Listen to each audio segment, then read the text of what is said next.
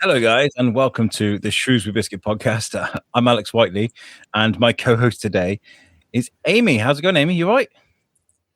Oh, Morning, Alex. I'm good. How are you doing? I'm good. We were supposed to do this interview in person today, but I had to have a PCR test because my wife got COVID. So it's a really odd situation where they're like, oh, okay, so you got this deadly virus in your house, but if your wife gets it, you can still go out and do your thing. It's really weird. I feel so guilty just going out and doing stuff, but I'm negative, so I've got things to do, but I've only just found out today. So today we're speaking to me and Amy were just talking before we hit record that we're really excited to be speaking to. That's Sarah Isaac, author, English teacher, and writing tutor.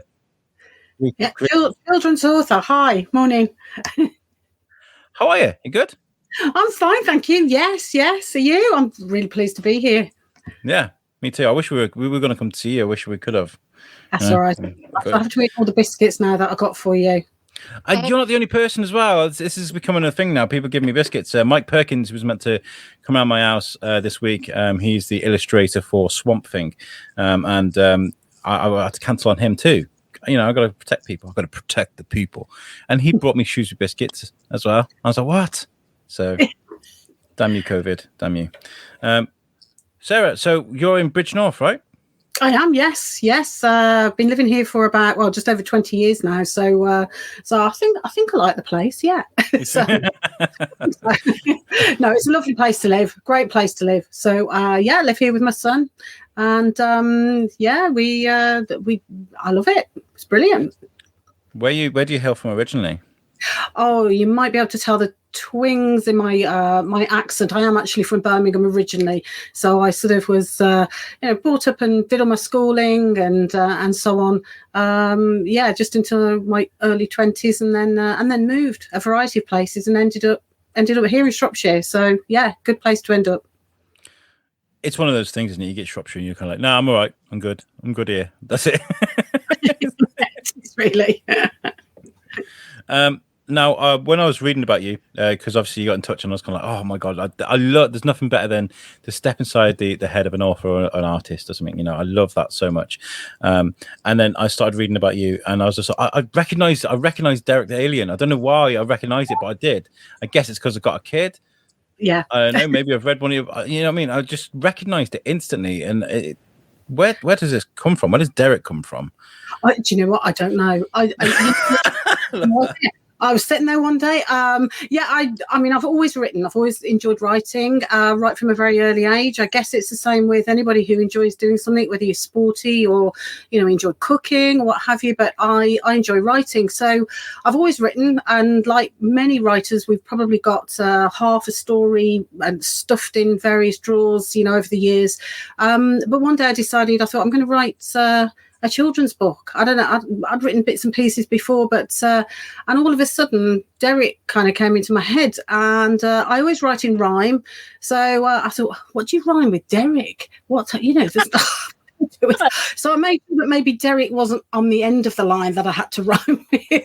So so Derek the Alien came, little alien who hadn't got a home, and eventually finds the orange jelly planet, which is great when I go around to schools because we talk about what planet would you live on if you could sort of have any kind of planet. And some of the children will say things like, I want a chocolate planet, or one did say they wanted one made of Haribo sweets, and so we kind of get the imagination of the child going a bit really with this, and then after that was my my second book about Derek, which is Derek and the sort of the raspberry milkshake sky. So where there's an accident that happens in space, and so it starts to rain pink raspberry milkshake, which is great, really, because you're going to go out there with your cups and saucers and your bottles and collect it. I love that. Is it raining men? No. Grab a cup. I'll show you what it's raining. So much better, obviously. So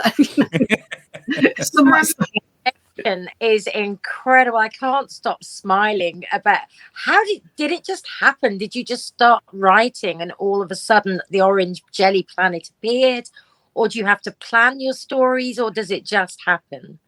It sounds ridiculous. It sounds, I want to say, yes, I planned it for weeks. And then, I went and researched and I did this and I did. Do you know what? I think when you've got a bit of a crazy brain like mine, or a bit of a, or maybe a creative imagination, I should say, really, things do come to you. I could be sitting here and looking at something and think, what happens if that, that was magic, or that was, that spoke to me, or that maybe that's, as a child, perhaps I was told I was daydreaming, but as an adult, I've got a creative mind and I'm a children's author. So, it does, things come to you. And when I do creative writing workshops, and when I go around schools, it's fantastic when you go around schools, because, there's the children, their imaginations are fantastic. And it's lovely to hear some of the ideas they come up with as well. So for their own stories too. So, yeah. You just said something really interesting. And I'm so glad you go around the schools and get children enthusiastic, because you said, as a child, you'd have been classed as just a daydreamer, I think you said. But as an adult, I can now say I'm a creative writer. And isn't that a shame that as a child, we couldn't say, wow, you're going to be a creative writer, but just a daydreamer, It's... Yeah, that's right. That's true. And I think also there's there's a point as well where a lot of parents and teachers will say this, that a child will grow up and then suddenly a lot of children, dare I say, mainly boys, and I shouldn't really say that, but it is more likely to be boys, start to drift away from reading and they're not interested. So, and if anybody's listening now, they probably know of children who, they used to read loads when they were a child, bedtime stories, and suddenly there's this step back, not as interested, and very reluctant. So I did write a third, in fact I have it behind me, where's it gone? It's this side. It's a bucket full of bogies. That's what I called it, a bucket full of bogies. And I wrote it for children who hate reading and hate poetry, because they're just literally a bunch of poems that are all about bogies and snot and, going to the loo and all sorts of weird and wonderful things, toilet humour, really, to hopefully get them back into reading as they used to be. So, yeah. We in our household, Alex and I were talking about how much we love reading to our children. It's just, we went through a list of all our favourites. But then, my son is 12. And for the last couple of years, it's a struggle to try and find books for boys of that age, isn't it? I mean, he's not on to Ranulph Fiennes and Steve Backshall, so that's cool. He's got an interest. But there's a gap, definitely, isn't there? Absolutely. And, I enjoyed, he's 14 now, my son, but I enjoyed reading to him as well, to bedtime stories. And because I'm a bit dramatic, sort of my background is acting and drama. Of course, you want to put on the, you want to put on the accents and the voices. Yeah, we were just talking about that. We were talking about Frog on the Log. I was probably sort of teetering on being really racist with that, because I was like, Frog on the Log. I'd really go to. I love that book. It's one of my favorites. I had a great voice for Kipper. Sort of in the Kipper book. So it's just to get everything excited. Make it more interesting and exciting for them. Kipper. I think you got to say like Ray Winston. I'm Kipper. We love books, and it brings us to our childhood again, doesn't it? Yeah, it does. It does, definitely. Yeah. And your claim to fame is that Kate and William really enjoyed Orange Jelly Planet, right? They did. I know. I had a shock to you. It was quite strange, because it was my birthday. It was in June. And, I had a few cards come through the post, and along with it, they saw the letter and it got Kensington Palace on the back. And I thought, well, they don't know my birthday. What's that? I'm not 100 yet. I opened it up. Yeah, exactly. Yeah, maybe something was cross wires. But no, it was really lovely to get that. And it just really lovely. So your book tends to hopefully spread a bit of joy to everywhere, really. That's your plan.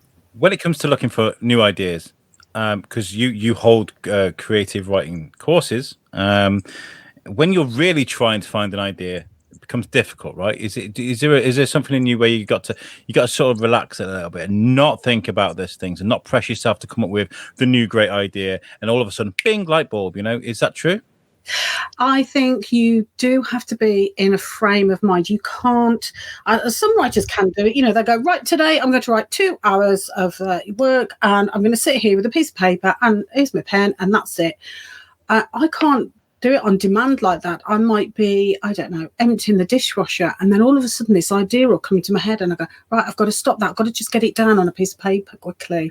It might be the other day I was putting on a pair of shoes, and an idea had come to me. I won't say what it is, but an idea came to me, and I thought, I've got to write a few things down because I'm going to I need that to be a book. So I sort of collect. So you collect different ideas, and the people in my writing course at the moment, we have a small writing group. There's 6 of them over a 6-week period, and wow, their imaginations, and they come from all different kinds of backgrounds. Some are brilliant writers, but they're writing in certain ways for for work, like bid writing, for example, not creative writing, bid writing. So they are really enjoying having learning a different way of writing and being more creative. So yeah, you do need to have to sort of be in a sort of a frame of mind, and I think relaxed and more at ease and less stressed. Yeah.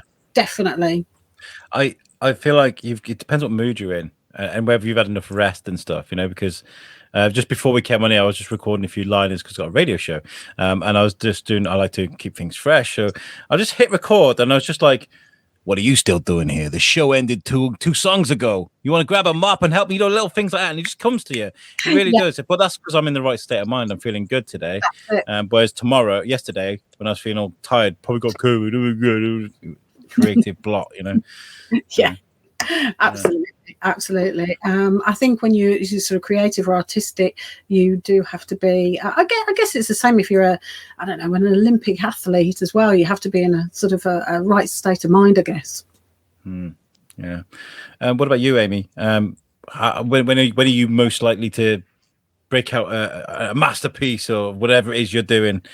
What kind of frame of mind do you need to be in? I think it just does arrive when I'm least expecting it. Emptying the dishwasher, emptying the washing machine, or on the school run. But I do have to say, I just think the idea of a creative writing retreat is amazing. We all feel that we've got a book inside us, don't we? And it's been an itch I've been wanting to scratch for years. But it's almost being allowed to, isn't it? Or allowing yourself to realize that you can just start writing words, and you don't have to do it in the style of anyone else, because I think that can be quite hard as well, can't it? It's like, well, what sort of style do I want to be like? And actually just allowing yourself at a retreat or in one of your classes to just be you and write. I find it really interesting. This is why I'm so excited about speaking to you today. It's a self-acceptance. It's wonderful, Sarah. I think it's great. Yeah, I think it's being yourself, isn't it? Allowing to be yourself. And like you said, if you do try and think to yourself, I've got to copy how that person's style is, and it can be very restrictive. So you can be inspired by other writers. That's one thing. But as you get inspired with music and so on. But certainly, it's a chance of being yourself. I did recently have a look around on different retreats that were out there for people, thinking, well, what do people do? Are there writing retreats? What's out there? And I was quite surprised how many retreats were online. And I thought, well, surely the word retreat means retreat, to leave and to go and to be somewhere else. So I thought, that might work for people. I'm not knocking those, because they, if they work for people, that's fantastic. But I don't think, for me, if I wanted to go into a retreat, I wouldn't want to be around my home surroundings with the phone going and, somebody knocking the door and Amazon dropping off a parcel and, and I'm trying to sort of put something down. It's all about going away, having the time for yourself, relaxing and being at one and being with like-minded people. and being allowed to do that, and coming out with a book, or at least half a book, or a plan for a book, something. And I think I found, certainly over the time where we've had the pandemic and lockdowns and all of the things that everybody's been through, I found that, and I don't know what it is, I don't know whether Alex can sort of shed some light on this, but it seems to be a lot of women that want to do the writing courses. It seems to be a lot of women who want to go on the retreats. You know the answer, though, don't you? You know the answer, because guys know the answer, don't they? You know what I mean? I think that's a genuine thing. People are so. I speak to a lot of young guys, right? Genuinely, it's one of my jobs, and a lot of young guys are scared to ask for opinions and scared to ask for help because they feel like they've got to do it by themselves. And it's one of those things, and I totally agree with you about taking yourself away from your reality, your home comforts. Because one of my favorite places in the world is Rockfield Studios in Wales. That's where like Bohemian Rhapsody was recorded, and Oasis did record, and Stone Roses and all stuff. It's this farm in the middle of nowhere in Wales. Here's your instruments. Here's a recording studio. Off you go. Right, and they would stay there for weeks on end until they got it right. And you taking yourself away, you take a kid away from an Xbox, away from all those modern day luxuries, and give them a task to do. They'll do it. They'll go out there and do it. Because there's no distractions. I feel like we need to definitely encourage, when it comes to younger in life with kids, encourage them to ask for opinions and ask for help. Yeah, I think that's true. Yes, because they don't like asking, or they don't feel they should, or and certainly. But I think with the retreat that we decided to put on, I got together with a fantastic lady called Lynn Robinson, who is she's a Reiki specialist. She writes books. Oh my goodness, she's amazing. If you look on her website, the amount of things that she does. But she's a great writer, and as I say, we knew each other because we were at a literary lunch at some point about, 3 years ago. We've kept in touch. And then one day we were talking. She does retreats. She does wellness retreats, spiritual wellness retreats, which are, they get booked up really quickly. And she's got them in January and February of next year. Those are all booked. And suddenly we got talking on Zoom, and we started to talk about what having a writer's retreat. So ours is going to be, we've decided to do a writer's retreat, and ours is going to be in May of next year. But we didn't want it at, a little hotel sort of in the middle of the town. And we find that some retreats, they don't offer food and all of this. So we put a package together for people who are interested in going away from home from Friday to Sunday. So it's not it's just a long weekend where they can totally focus on themselves. They can have home cooked food. Lynn cooks. Thank God Lynn cooks. She's amazing. But she makes sure everything is organically homemade, fresh food for everybody for the whole weekend. There are therapists on hand for everything from massage to meditation, anything you like, holistic treatments. I'm going to be doing the writers' workshops throughout. And you know what? We're going to have an absolutely fantastic time. But and at the end of it, we are doing, for those people who are going, there is going to be a surprise happening during the weekend. I can't say too much about that now, but certainly it's not a little surprise. We're not giving people, a new pen or anything like that. It's a big surprise. So we're actually doing this, and we're doing it on the edge of the Peak District, the national park there. So it's going to be a beautiful place. So when you're in the hot tub outside thinking about your book, what you're going to write next, you've got all that view, you've got like-minded people, and you've got support and guidance as well. So yeah, I'm dying to go. I might not get much writing done, but I'd still like to come. No. Sorry, Amy. No, I'm definitely sold. I think I'm going to email you at the end of this interview, if that's okay. If there are spaces, are there spaces left if people want to join?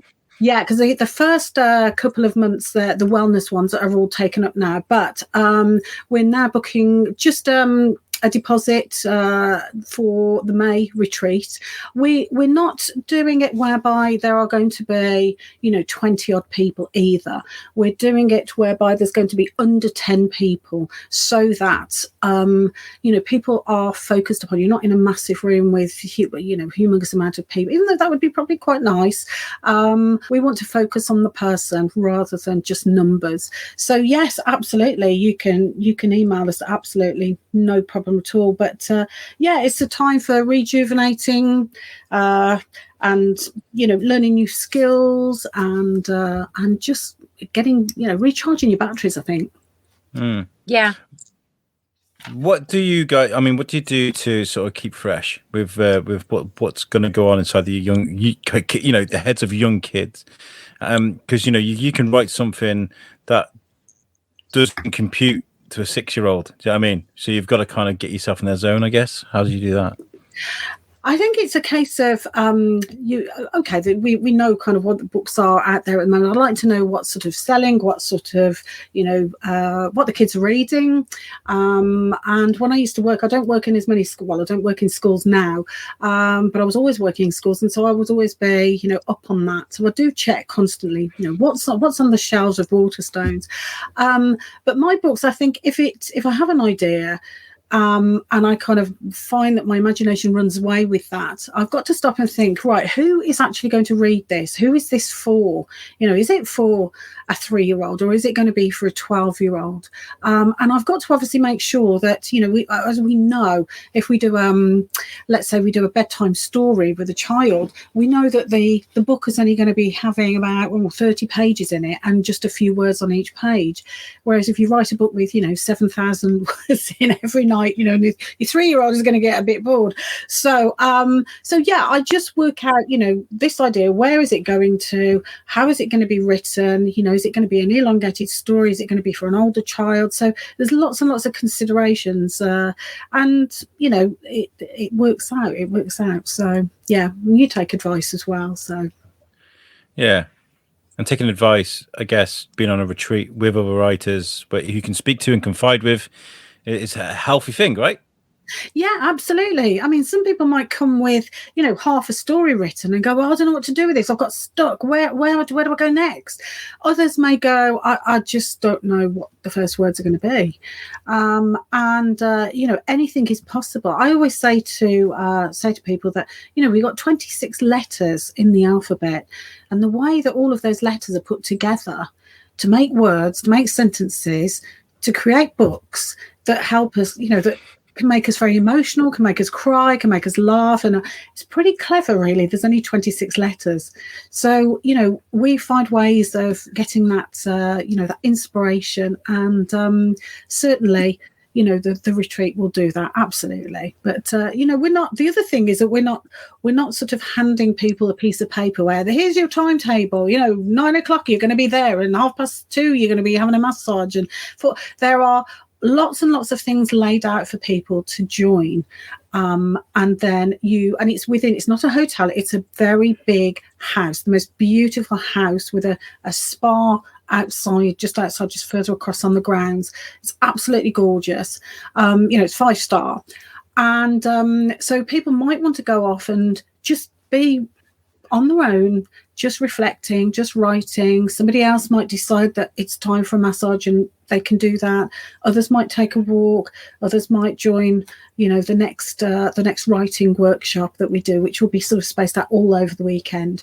So there's lots of options, so it'll be customized to that person. So yeah. Do you have an event, business, or promotion that needs advertising? Well, the Shrewsbury Biscuit is here for you. With listeners local, nationwide, even worldwide, we have the perfect place to get the word out. And the Shrewsbury Biscuit podcast is a registered CIC, so you'd be helping us while we help you. Drop us a line at shrewsburybiscuitpodcast@gmail.com and speak to us today.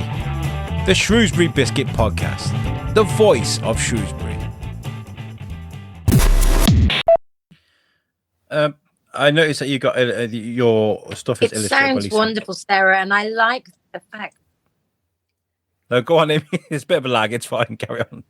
Yeah, I was going to say, I think the fact that you want to keep it small just makes it less of a conference feel. We're not going there with our notebooks. Well, we are going with notebooks, and we're going to be lectured. It just sounds so incredibly intimate. And I think you might have I think you have got a very magic recipe there for beautiful. And I think I know why it may be more women taking you up on it, is just because I think a lot of women soul searched during the lockdowns, and and I think that we found things in our soul that maybe we've realized are super important and super amazing. And writing retreats or retreats of any kind have become very magical for women now. It's what we needed, that missing part. Yeah, it sounds lovely. Yeah, I think you're right, Amy, and we found that you want to sort of learn new skills and just like, I think it's been a time, certainly for me, I think it's been a whole time of reflection, all of this pandemic issue, what have you. So yeah, I think it sounds fantastic. Creators being around creators can only create creation, right? Can you have that time, Alex, please? I think that sounds great. Yeah, you can write that. You can have that one if you like. See, chilling out in the moment, and I'll come out with genius lines like that. What I was about to mention was how do you find the right illustrator to draw your idea? Like, you got Lisa Williams that does your illustration for Derek. How do you find that right person? Oh, I have to say, I was so lucky. I was actually recommended her by a company, a fantastic company. But Lisa is freelance, and she's absolutely, open to, doing. She does lots of different types of work. But somebody said, I think Lisa would be really good for you, because they'd seen this sort of scribbled out Derek the Alien sort of story. So and that was it. She sent me some ideas. She put about 12 different ideas, because in my head, what does Derek look like? You can actually see him sort of behind me. Yeah, just behind you. Yeah. All right, Derek. Yeah, he's fine. I've got some sort of space slugs knocking about somewhere as well. But yeah, I mean, I was extremely lucky, and I do know other authors who've struggled to find somebody, where they've got something in their head and they think they really want to put something together. And they just can't find the right sort of style. There are a lot of people out there illustrating, and it's just matching something up, making it right, making the book look right. So I have to say, I was really, really lucky on that score, and I've had Lisa do my illustrations for the last 3 books. So yeah, you see there, and that's the book there, Derek the Alien, for you guys on YouTube. If not, make sure you go to the website, check that out. And is this the retreat? Is this where you guys are going to be going? Do you know what? That's just the spa area, but that is part of the retreat. Yeah, absolutely. There, look, Amy. Gorgeous. Amy, I think I can imagine you just sort of, sitting there with a glass of something in your hand. These are people that have been shown at the moment that have been on Lynn's wellness retreats, and they book time and time again. They really do. So it's that's why there's only so many places, just under 10, in a beautiful house, beautiful surroundings. So we're looking for small numbers of people, so it's focused for them. For anybody that is listening and would love to do it, it doesn't matter if you're going on your own, does it? I mean, it's no, not at all. I think probably what has happened in the past as well is if when you have gone on your own and then you've met up with somebody who you've probably got on with very well, you don't have to be sort of in there, sort of in their way all the time. You can go and take yourself off and do different things. But then when you find that somebody has booked again for another retreat, perhaps a few months later, then you're more likely to book again, because you think, well, I know I'm familiar with those people. But there are couples that do go. Certainly couples do go to the retreat. So, if there is a couple that want to do that, even though you might be doing separate things when you get there, it's that's possible. Yeah. But on your own's fine. It does sound good. I mean, I have. It just sounds exciting. It's like going to camp when I was a kid. Used to sent away for 2 weeks. Look at the shenanigans we're up to. And it's good that you guys are right now. Eyes down, right. You're there with a whip. You're like, no. Let's just have a glass of wine in the hot tub. Let's do that instead. Cool. Sounds great. As a writer of children's books, sorry, Amy. Amy's coming to us all the way from California today. Yeah, I think I am. No, Alex, you go ahead, my darling. Oh no, I'm a gentleman. I wanted to ask about how much fun Bucket of Bogies was to write. It just is brilliant. And the fact that you're trying to make fun for boys that hate poetry, kids that hate poetry, is brilliant. Yeah, of course I sat there and I thought I've got to write something for kids that really hate reading, because I'd been in classrooms and I'd come across 12 and 13-year-olds, even 14-year-olds, and they'd said, well, we don't like I don't like reading. What do you mean you don't like reading? I said, perhaps so my answer to that normally is, maybe you just haven't found the right book yet. It might be that you're just having the ones at school and you haven't tried other things and reading isn't all about, pulling War and Peace off the shelf. It's all about, reading a newspaper, just even 2 articles, reading a little bit online maybe, but reading, just short stories, magazines, all sorts of wider range is better. But I did sit there thinking there's got to be something, that I can sort of, like you say, bridge the gap and I sat there and I thought, it's got to be about things that kids, in particular boys, I shouldn't say in particular boys, but more likely boys, are going to be looking at. Let's do things about poo and farting. Can I say that? Yeah, so all about that, things about going on holiday. And I remember when I was on holiday when I was a child, we'd sort of travel down to Cornwall or Devon or somewhere around there, and myself and my brother would be in the back of the car. And of course, my brother suffers more with car sickness than I do, but you can imagine car sickness halfway down, in the mess and the so it's sort of, that I did end up sort of being inspired by that to write one of the stories. Holiday Nightmare, I called that one. But there's also things like, a child when they go shopping and they see a teacher that is shopping as well. I mean, I saw on YouTube. Have you seen a teacher actually sort of, being outside of school? They actually live outside of school. So I did a story about Teacher Stew, where the child followed the teacher outside and realised that the teacher was putting all this stuff in the, in the boot, but there was a bit of a lump in the back of the boot, and they thought, what's under the lump? She must have kidnapped a child and put them in, must have been somebody for detention. Or so there's lots of stuff, where imagination has sort of run away with me probably. But so it was interesting. But I had 23 poems are in there, 23 rhyming poems that I had to sort of trail back to my childhood and think what children would like to hear. Stunning. I feel like when you're trying to speak to someone and trying to sort of connect with them, sometimes it's about finding the one thing you've got in common, right? So you try a few things. I saw a sketch recently about I think it was Family Guy. It was guys whose girlfriends are friends, and they sit in the same room. They're like, football, no. Music, no. Movies, no. As soon as you find that one thing in common, you can sort of gel with someone. And when it comes to trying to create, sort of encourage creativity in young people, it's about finding that little niche that you can probably get into. Oh, that's very cool. Yeah, it is.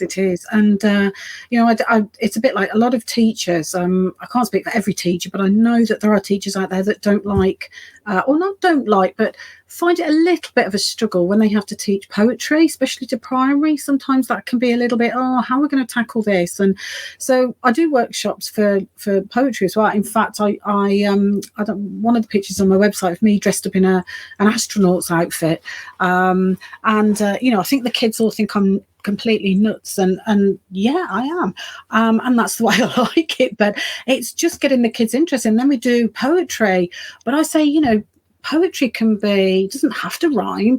Poetry can be nonsense poetry. So we kind of get them set up with making their own poems, complete nonsense, sort of cows with roller skates on, and all sorts of things like that, just to sort of make it engaging and interesting. And it's amazing what sort of things they do right in the end. So so it's good fun. The way I got around it with Timmy was he likes a YouTube channel called FGTV, and the guy's brilliant. To be fair, he raps and he plays video games and stuff, and he's got his songs on YouTube. So when I get in the car, he'd be like, "Can I listen to FGTV? We'll put it on." So I'll explain to him that rapping is poetry. He's like, "Oh, okay, light bulb." Yeah, it is. Yeah, it's rap is RIP, rhyming poetry. That's it. Mm. And they go, yeah, right. No, really, it's just as simple as that. So look at me, honest. So yeah, it's bold moment. Rap actually stands for rhyme and poetry. Yeah, or rhythm and poetry. One of the others. I read that somewhere. And I mean, somebody might come back to you and go, she's wrong. But I read it somewhere, and I thought I was quite stunned. I didn't know that myself. And so, yeah. Any complaints about that, send to sarahisaacsauthor.co.uk. Yeah, let me know. Put me right. But that's honestly, I read that somewhere, and I was quite surprised. Carrying that for the rest of my life. So yeah, I don't care if you're wrong. I think it sounds perfect. We've made that fit now. Yes. As a children's author, though, because you write children's books, do you feel like you're I'm not going to what's the best way to put this? Do you feel like you can't venture outside of children's literature? Is there like an adult's book inside you that you feel you might be able to write one day, or are you stuck now writing children's literature? Yeah, no, it's odd, because one of the really interesting genres that I like writing or reading has always been horror, gothic horror. Always, that's always been something I've really been, or the supernatural, anything related to that. So here I am writing about Derek. I think, well, how did that happen? That was really strange. So it was obviously all meant to be at that time. And I have to say, it's opened some doors that I've really been, I've had an amazing time meeting different people, and I love going into schools, and, all of that has been fantastic. But about 3 years ago, a lot of, I collaborated with a group of authors, and we put together a book of short stories and prose. It was called Poetry and Prose. And it's an amazing book.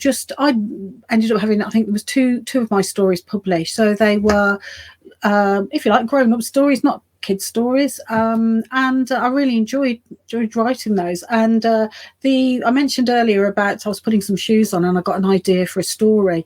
That actually would be for, if you like, I say a grown-up story, I don't mean some kind of dodgy story. It wouldn't be for children, and it would be, for adults to read. So I have got something in my head for that, but so that wouldn't be writing in rhyme. That would be just a story. So yeah, I will venture into that. I think maybe I'll work because I've done picture books, and I've done for years, sort of around the ages of 10, 11. So maybe I'll do young adults next. Maybe I'm just working my way up the ladder. So yeah, amazing. When it comes to Derek the Alien, are we going to see more of Derek? I have got my head in, like I said, most writers, they've always got little bits of paper and notes and stuff around them where they're jotting things down.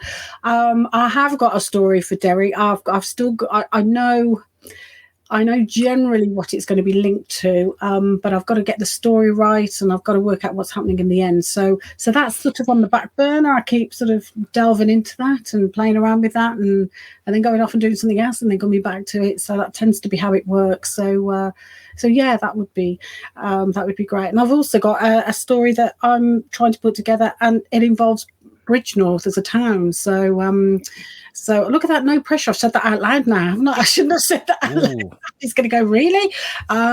So there's a few things in the pipeline that I've got, that I've been writing about. So, you have to have about 3 or 4 things on the go. You can't just do one thing. I'm in awe though, because that's just phenomenal that you're always constantly working on something. It's definitely a quality I feel like is very attractive in someone when it comes to conversation, especially for a podcaster, because there's always something to talk about. It's great. I love it. Amy, have you got any questions? We're getting close to wrapping this up. Have you got anything that's burning? Yeah. No, do you know, I think, because I was just bubbling with excitement about talking to Sarah, and I could talk all day, but it wouldn't be of any relevance to the podcast. It would just be me having a conversation. So I think probably, I'll definitely be emailing Sarah later, and it'd be great to talk more about the retreats, a lot more.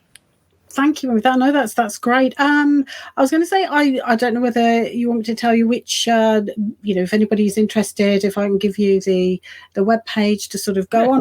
Yeah, please do. To your website, I don't know, but basically the probably the most, if you can go onto Lynn's website, which will take you through to giving you more information, or you can go onto my Facebook page and message me there. That's absolutely no problem. But to go directly, as Lynn has got all her sides set up, it's Lynn,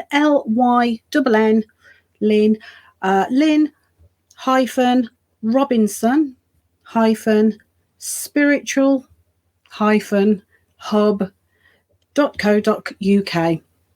Yeah, that's quite a long email. Quite a long link, I should say. If you find it, congratulations. You definitely want to go to the retreat. So if you find that, so yeah, we'll put it. If you send us a link to it, I've got a link anyway. You sent it on the email. I'll put it on. I'll put it on the Biscuit Facebook page. That'd be lovely. That'd be fantastic. So, and it'd be nice to have a new bunch of really budding authors. And I will say that this is for not anybody that's been writing for years. It doesn't have to be. It can be somebody that thinks, you know what, I just fancy learning something new. So it doesn't matter whether you're a novice or experienced. You're going to learn something from this retreat. Definitely. It's great. Amazing. I think you're fantastic, Sarah, and thank you so much for reaching out, because it's genuinely, it's been a great experience speaking to you. And you're welcome back on the Biscuit anytime, and we'll do it in person next time. Thank you, and it's been great to be on it, and also to meet you both. So it's been fantastic. Thank you, really appreciate it. No, we appreciate it too. Guys, before we get out of here, I want to tell you about our website too, which is the Shrewsbury Biscuit podcast.co.uk, and that's made for us by our friends at Web Orchard. If you need a website, make sure you check them out. They do make amazing websites that look cool, if not cooler than ours. I've learning how to edit my own website now, because before I'd be like, yeah, I could do a video on this page here, and I need this over here, and they would do it for me. But I realized it's actually quite simple to just go and do it myself. So I've learned how to play around with the website. So there'll be lots of changes coming to that soon. Sarah, thank you so much for joining us. Amy, thank you. You up to much soon? Have you got any plans? What's going on with you? What, today? In general, are you got anything exciting? I'm actually on a retreat tomorrow with Coaching Club. Yeah, the group of ladies who have helped to fix me and put me back together and make me whole again. As a group of ladies, I can't remember how many, 20-ish, I think, maybe more. And that's what I'm doing tomorrow. Yeah. Oh, Nice. Well, next weekend, this will probably go out after the fact, but next weekend, I'm so happy to say I'll be at Drawn, which is Drawn Illustrators Fair, which has been put together by Cherie, Gerard, and Tat FB. Lots of local illustrators, all up in Shrewsbury Museum, all upstairs, selling their wares and their art to artists. And we're putting together the competition. Probably will have ended by the time we put this out, but we're getting all the artists to put like an item in a basket. So like, and then we're doing a like and share thing on Instagram. So somebody's going to win a basket full of local artistry stuff. That's probably going to be worth hundreds. So that's really fun. Yeah. So yeah. Right. Okay. Let's get out of here. Sarah, thank you very much. Amy, you're an absolute star. We're going to go for a coffee after this, right? We are. Yeah, we're gonna go house coffee in Colham because that's one of our favorite places. Right. Yeah. It's been the Shrewsbury Biscuit podcast. Peace out, guys. Bye.